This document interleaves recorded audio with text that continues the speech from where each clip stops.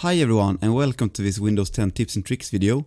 Usually I press the key Windows and then R to open this run window and I write CMD to run CMD, and the next time I want to do the same thing.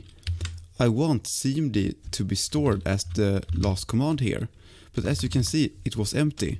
I will open it one more time. So the Windows key and then R, and here it's empty. And this is a new feature. I think it's a privacy feature that they have turned off. So now it will not save the command history here.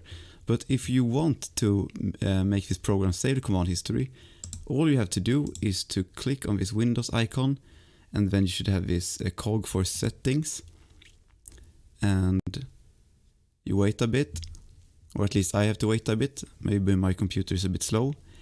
And then I should go into privacy settings here. And then we should have let Windows track app launches to improve start and search results.